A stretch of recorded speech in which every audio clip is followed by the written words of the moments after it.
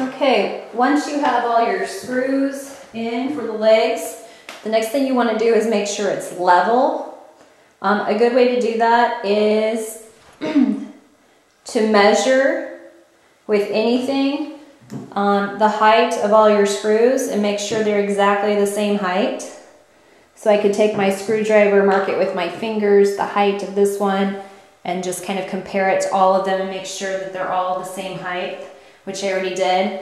And then once you've done that, go ahead and give it a test drive. Make sure you're working on a flat surface. The particular table I'm using is not a very flat surface, so I would use the cement floor. But anyway, what you want to do is you want to turn your board over and then just make sure that you can put your hands anywhere and it doesn't wobble. And once you get to that point, then you can go ahead and move on to the next step. Okay, I purchased this product. It's called Amazing Goop, and it's an adhesive. And what we're going to do with this is we're going to attach our 4 chair tips to our screws so that it doesn't ruin any tables or anything that you set your document camera on. Okay, we're going to take our goop and apply it onto the hexagonal screw. So you just want to put a good amount on the top there. Kind of try to get it to get around on the sides as well.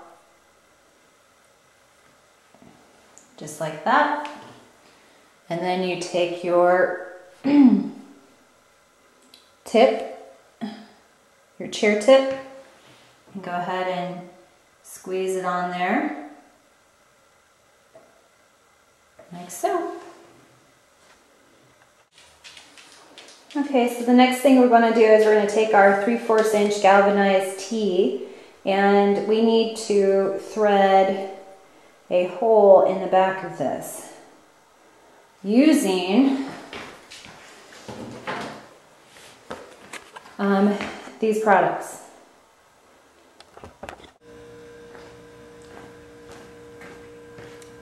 Okay, so after doing everything I've done, I'm approaching probably the scariest part of making my document camera. I'm drilling a hole through galvanized steel with my drill, which, you know, I've drilled holes in wood before, but I don't know about steel. I did do a little bit, and it looks like it's working, so it's possible. Anyway, so you're going to take your tee, and then this is called a tap and drill combo. It came with a tap. It kind of looks like a drill bit. Can I show you? But it's not, it's a tap. And then it also came with a drill bit of the appropriate size. Okay, I went ahead and drilled my hole. However, I was not drilling it straight. So when I tapped my hole, it was too loose when I screwed my screw in. I didn't like how loose that felt. So I went ahead and I made a new hole, and was a little bit more careful about that. So I just used my drill bit. You know, you go ahead and place it on your tee, just like this. And of course, go in nice and slow. Don't go too fast. That's kind of key. And as I was drilling, a friend recommended using machine oil. Here's a 3-in-1 oil that we had. So you could get that if you have like 10W30 or 10W40 that you put in your car. If you have any of that available at your home, you could use something like that, or any other machine oil that you might have in your household. Otherwise, you can go purchase something like this. But as I was drilling my hole, again, you want to go ahead and lubricate it with some kind of oil, because that helps a lot.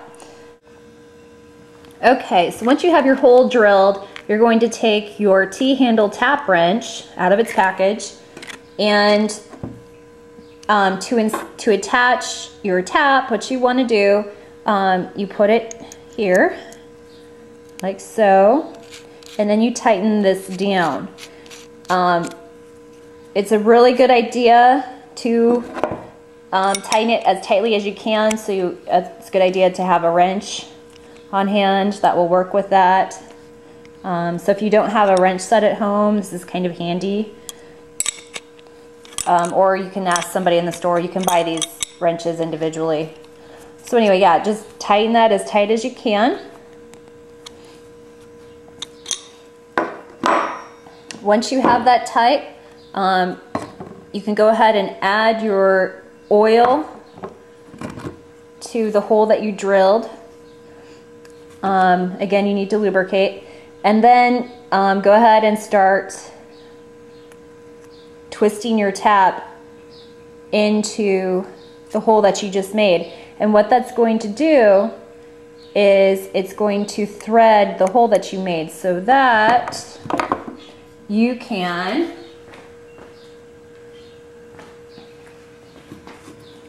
insert your handle screw into the hole, and it threads really nicely. It won't fall out, like so. Okay, the next thing you're going to do is you're going to get a steel pipe and your galvanized steel cap. You want to attach those just so that you have something to hold on to, because you're going to do the exact same thing that you did with your tee. Drill a hole and tap the hole so that you have threading. Once you've completed that, you want to take your a 1/4 inch machine screw. You also want to have a washer so that it'll stay in there. So you put the washer on your screw, and then you screw that into the galvanized cap. Okay, it was a little tricky to get that in there, but I did get it in there. So go ahead and screw that all the way through until you can't go any further. And that's what you want to see. Okay, so the hard part's over. Now you just put everything together. So you're going to take your 1/2 inch steel pipe, screw it into your 1/2 inch flange.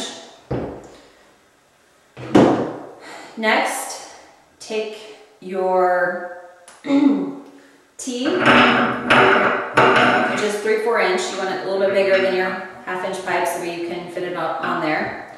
And go ahead and get that in place. Take your 1/2 inch cap, just so that you can't accidentally take your tee all the way off as you're adjusting your camera. Next, take your 3/4 inch by 6 inch galvanized pipe.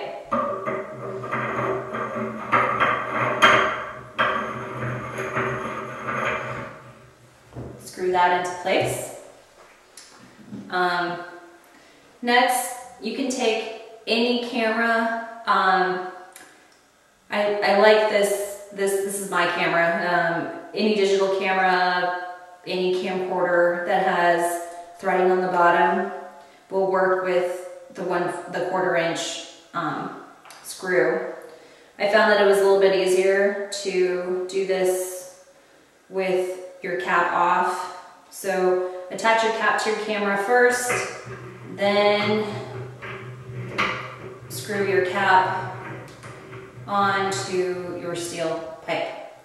Now, obviously you want this pretty tight, but again, you can turn this so that your camera is facing the right way.